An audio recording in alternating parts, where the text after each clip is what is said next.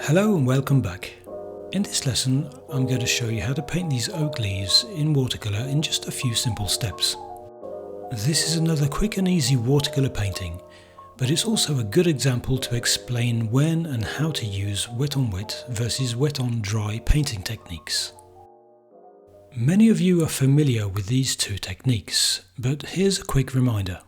Wet on wet means wet paint on a wet surface, and wet on dry refers to damp brush marks on a dry paper surface. To get started, trace or sketch the outline of some oak leaves onto a sheet of watercolor paper.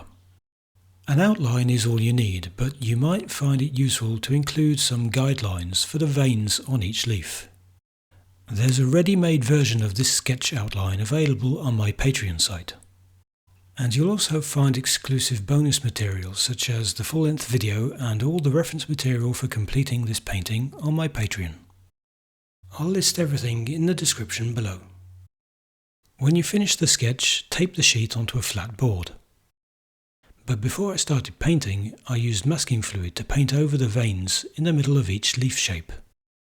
Protecting the paper like this lets me concentrate on painting the whole of the leaf rather than having to paint around the delicate veins. Next I'm going to paint each leaf shape using a variety of different colours. I want the paint colours to blend smoothly and seamlessly together, so a wet on wet approach is the best way to achieve this. Now there are different ways to work with wet on wet. You could pre-wet the paper for the shape you want to paint beforehand using clear water, then add paint to the damp surface. This method tends to give you more time to work and you have less risk that the brushstrokes will dry and create hard edges. But the leaf shapes I'm painting are quite small, so I decided to start on a dry surface to paint the individual leaves. I'll work fast enough to keep the whole leaf shape damp and vary the colours while the paper remains moist. Painting the leaves with an assortment of colours like this is also known as a variegated wash. To do this, you can see that I'm changing the paint colour on my brush as I progress. Using this wet on wet technique, the colours naturally blend and diffuse together on the paper. When I finish each shape, I can still continue to work on the surface as long as the paper is moist. And in general, you'll see me do two things. I'll lift the paint from the surface using a rinsed and blotted brush. Lifting allows me to remove pigments and lighten the tonal value in the places that I want to be light in hue. Or I'll charge in some more paint to intensify the colour and the tonal value in a few other places. Once I'm happy with the distribution of colour and the values, I move on to the next leaf shape and leave the paint to dry. The end result of painting wet on wet like this provides a foundation of colour for the leaves with a smoothly blended variety of hues. This is a typical way of applying the first layer of paint in watercolours and is sometimes called an underpainting. Because watercolours are transparent, this underpainting will show through. Like this, you create the basis upon which the rest of the painting is built up, layer by layer.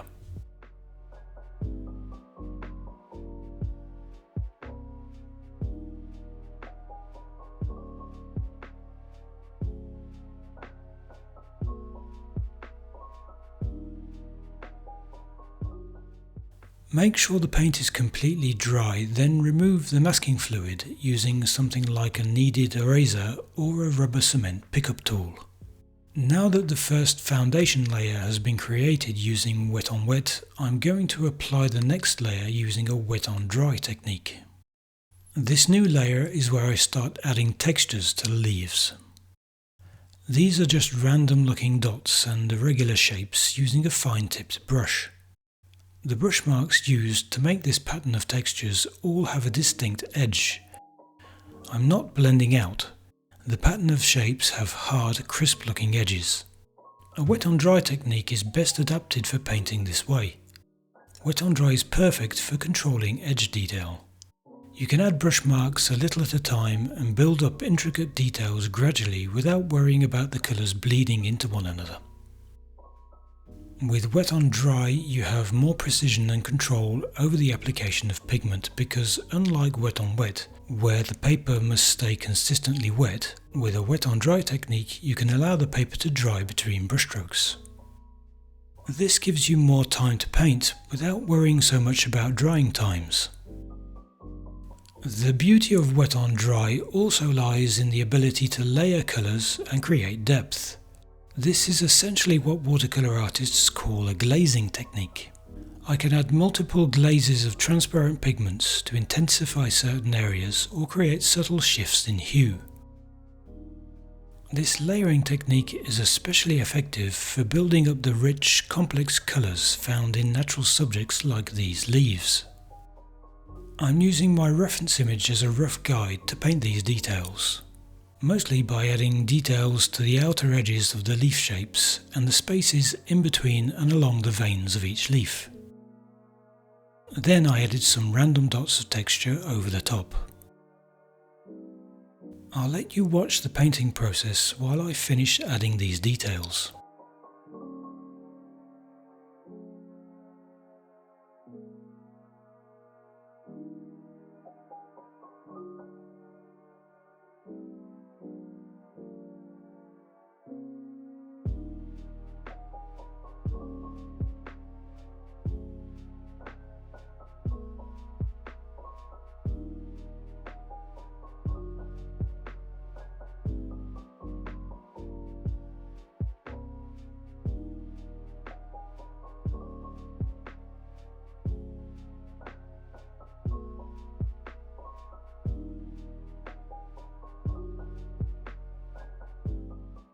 The final layer of paint for the leaves uses another wet on dry glazing technique.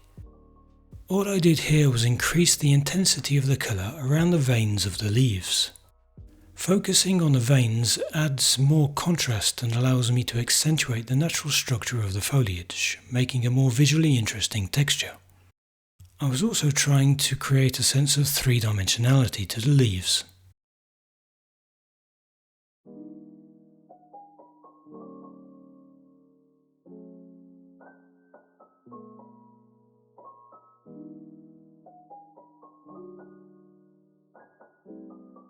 I painted the stem using a similar approach. The first layer uses a variation of paint colours, allowing the pigments to merge and blend on the paper surface while the shape is still wet.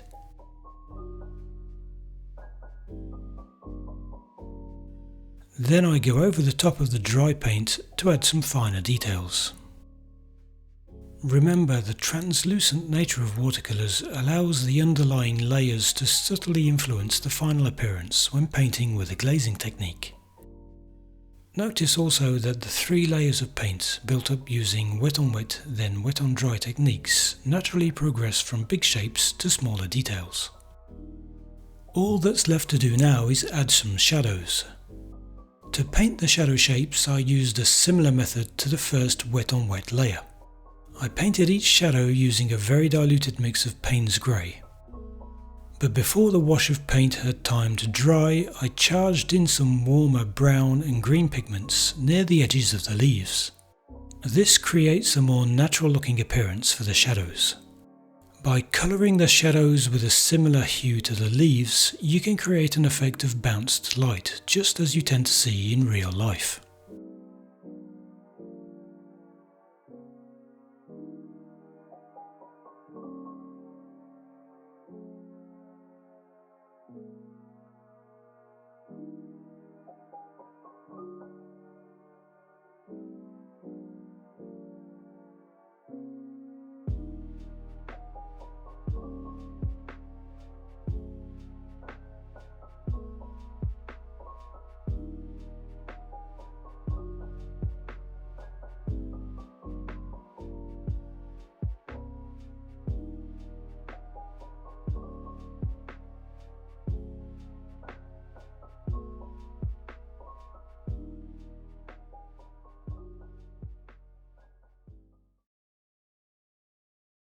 And here's the finished painting. If you've enjoyed this video, please consider giving it a like and subscribing to my YouTube channel. The full-length video for this painting can be found on my Patreon. As always, let me know your comments below, And if you'd like to follow along with another one of my paintings, you might want to watch this video next.